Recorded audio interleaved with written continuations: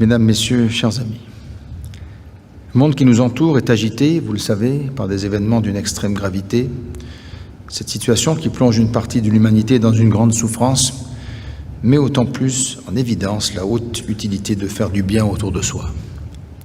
C'est ainsi que les actes de bienveillance, de bienfaisance, dépassent largement les seuls avantages que peuvent en retirer leurs bénéficiaires.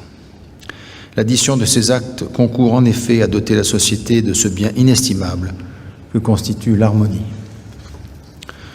Si je cite devant vous la bienfaisance et sa sœur jumelle, la bienveillance, c'est qu'elles me semblent toutes deux des vertus indispensables à l'exercice du bénévolat. Le bénévolat concourt de longue date à l'image même de la principauté. Il fait même, si je puis dire, partie de notre ADN. Son utilité publique se devait dès lors d'être reconnue. Tel est le motif qui m'a, dès le début de mon règne en 2007, amené à étendre le bénéfice de la médaille d'honneur instituée en 1894 à celles et ceux qui, comme vous, œuvrent pour l'intérêt général sans être des serviteurs civils ou militaires de l'État.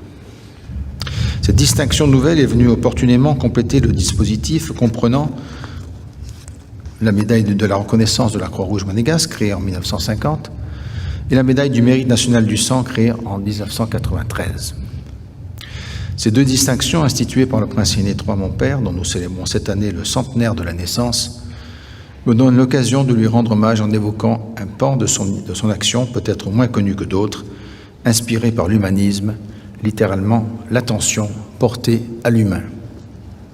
Cet humanisme est également le vôtre, au travers de vos associations, fondations ou institutions respectives. Vous y consacrez souvent de longue date du temps et de l'énergie, parfois au détriment de votre vie privée et familiale. Vous le faites de manière désintéressée, sans rien attendre en retour, si ce n'est, peut-être, la conscience de contribuer à cette précieuse concorde qui fait de notre pays un havre de paix, Deo Iuvante. C'est pourquoi il m'est très agréable de vous distinguer ce matin, en présence de ma famille, en portant tous mes vœux pour que votre exemple éveille de nouvelles et nombreuses vocations. À vous tous et toutes, j'exprime ma sincère gratitude ainsi que mes très chaleureuses félicitations. Je vous remercie.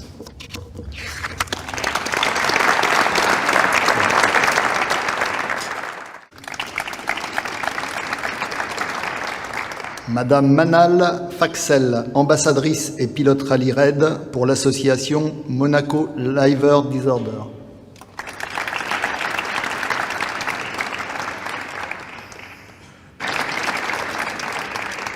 Madame Zunbul Formhals, bénévole à l'association Monaco Liver Disorder.